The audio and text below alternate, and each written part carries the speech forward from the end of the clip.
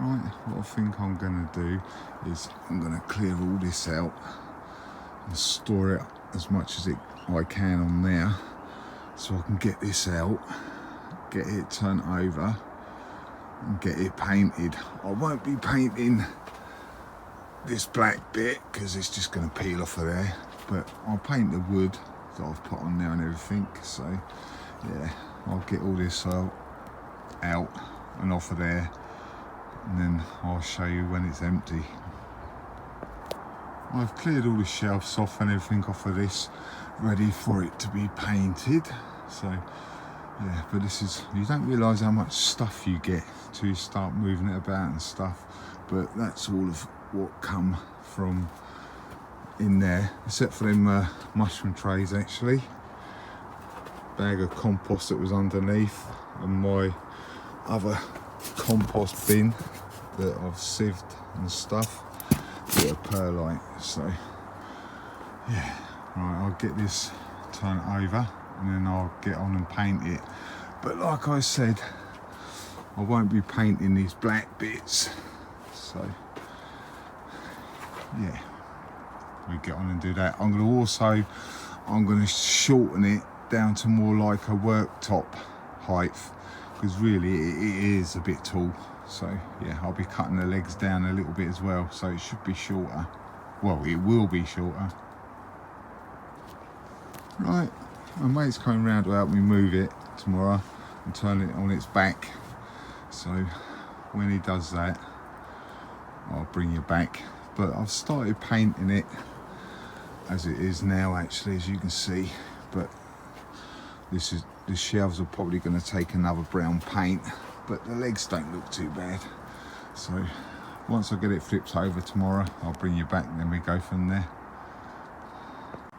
As you can see, I've got it over on its back now, obviously to paint the rest, but I haven't pinned these in.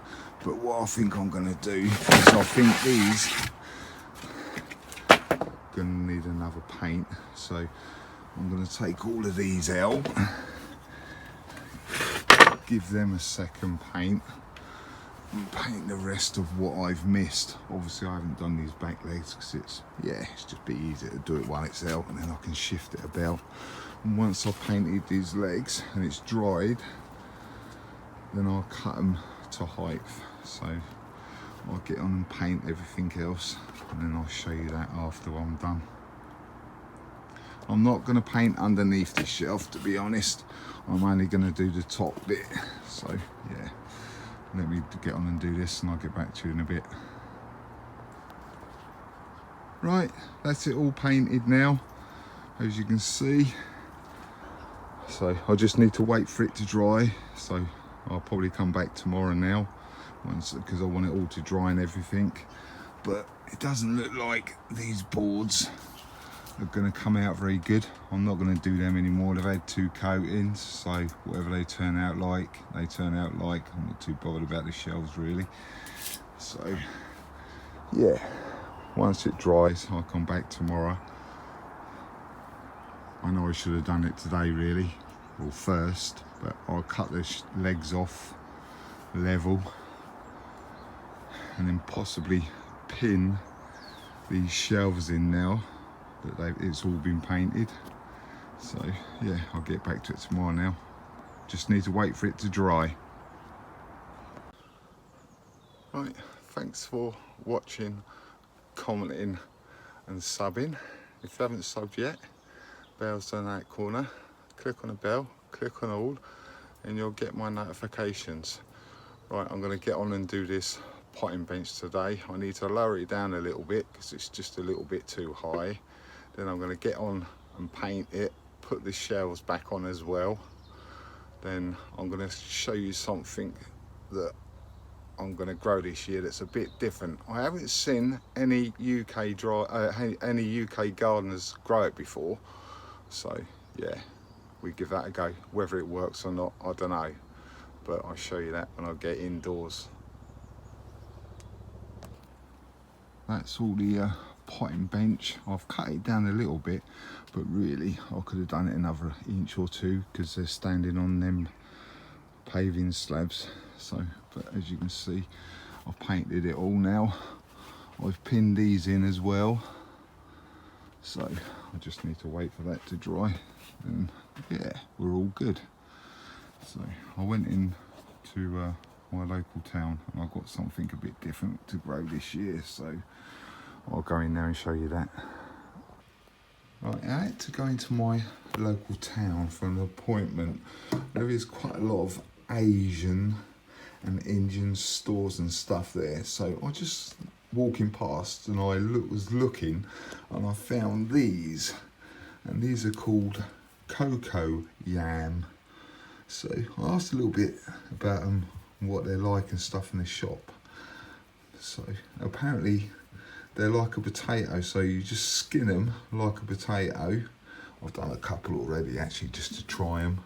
As you can see, they're skinned and stuff. But apparently you skin them and boil them and they got a little bit of a nutty taste. So yeah, but they look like little banana. If you know what if you know what a banana tree looks like, the leaves are a bit like that. So I'm gonna see if I can grow these for something a bit different this year. So I'll show you how I'm gonna do that. Right, I've cooked some of them coco yam. I've had a little taste actually. They're not too bad. They do taste like potato actually, believe it or not. But they have gone a bit purpley. It's not focusing very well because I think the steam's messing with the focus. But yeah, they're not too bad actually. So I'm going to see if I can give these a go. See if I can grow them. Right, I'm going to plant these coco yam. By what I've seen, you can grow them like sweet potatoes. So I've seen two methods, so I'm going to give them a go. Right, one is just plant it in a pot like that. I'll obviously do it properly in a minute. Or you can do them in some water. So I've got a glass jar obviously, and all I'm going to do, make sure I get it out the right way. All I'm going to do is put that in there so the bottom of it's just touching the water.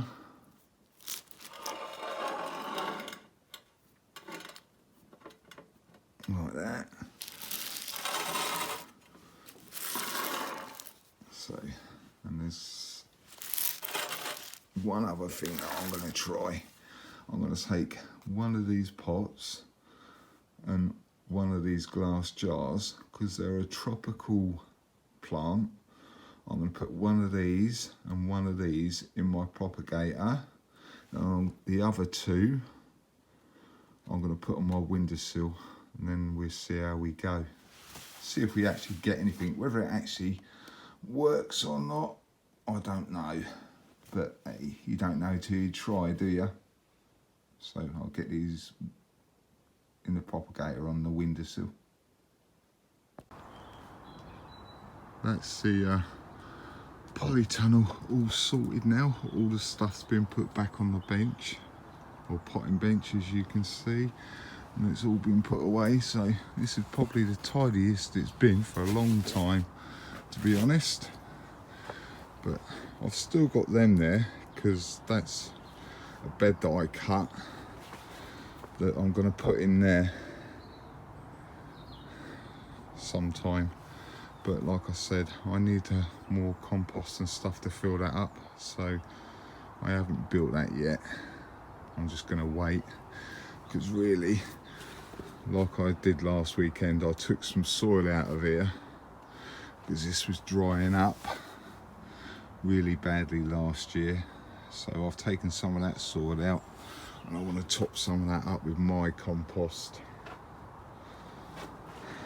And two other little beds, I'm probably going to do my beefsteak tomatoes in there, But hey, we get to that when it comes to it.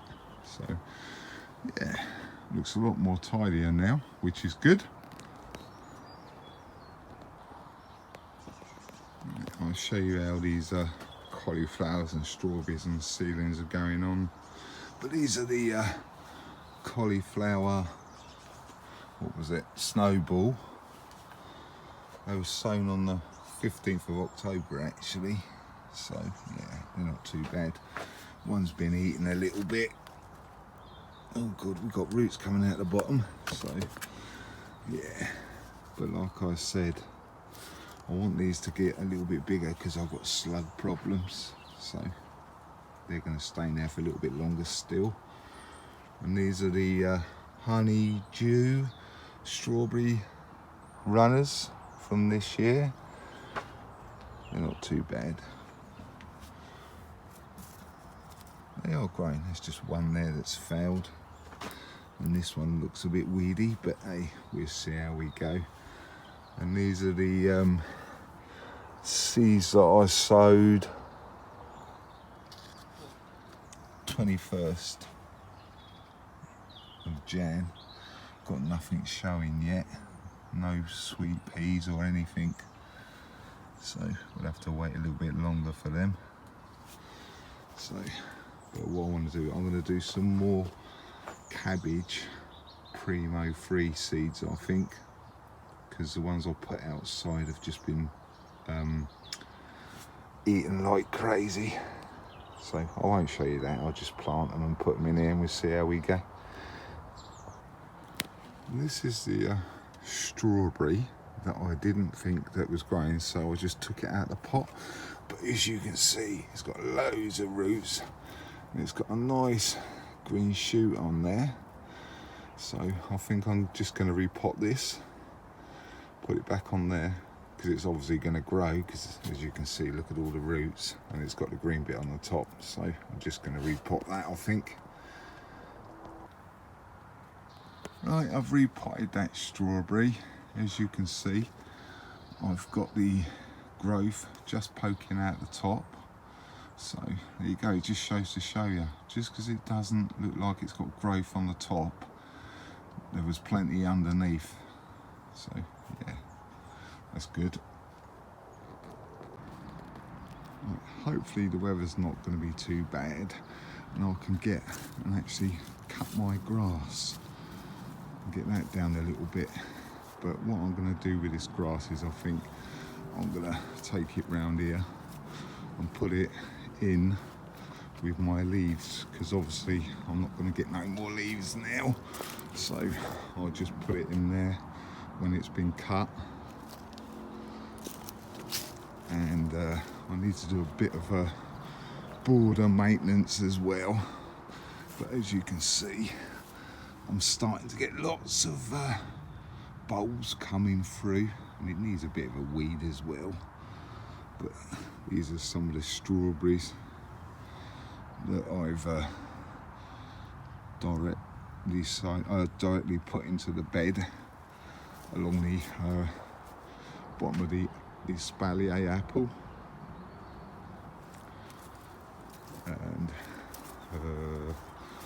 I need to get all this dead leaves off this crocus. Yeah,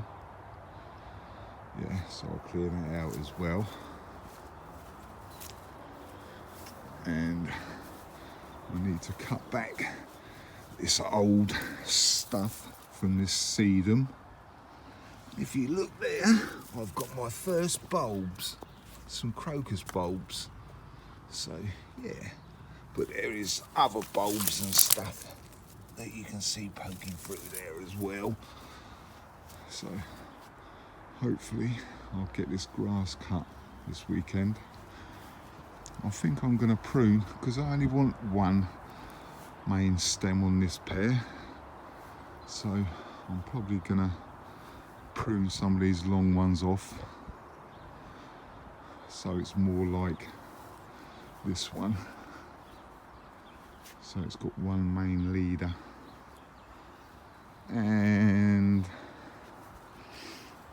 I pruned this back last year, and as you can see, like I said before, this is what makes the trunk when you cut back all the old leaves.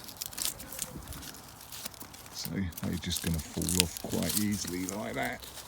I may as well do it now while I'm here, aren't I? Obviously I'm going to come back and pick it up, but as you can see, that's the bottom of the stem now. So yeah, got more bulbs there. My primrose have actually started coming out as well now. Like I said, I need to get in here and get some weeding and stuff done. So yeah, no, these are, I got these off of when I was clearing a path. They're only little things, but right, I'll show you I'll put a video down in this corner of when I first got these. It's one of my early videos, so yeah, the quality's not great, but you'll see how big they were when I first got them. So yeah, I'll get back to you on Saturday when I start doing things out here. That's my wisteria as well, with all the leaves off.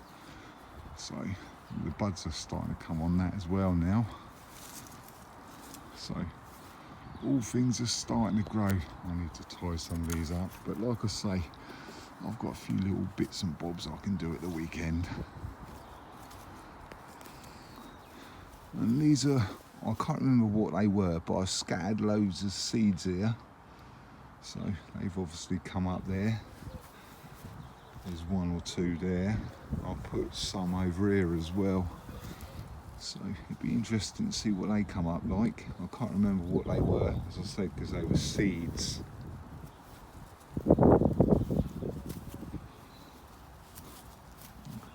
Really, I could split these primrose, but I'm not going to bother now. I might do it later on in the year. These are my gladioli that really I need to take out and have a look, because I didn't have very many flowers last year. So they're in a bucket, so all I need to do is just get the bucket up and empty the bucket out and sort through the corms. And there's another gladioli bulbs here as well. So yeah, plenty of things for me to do on Saturday. So I'll get back to you then.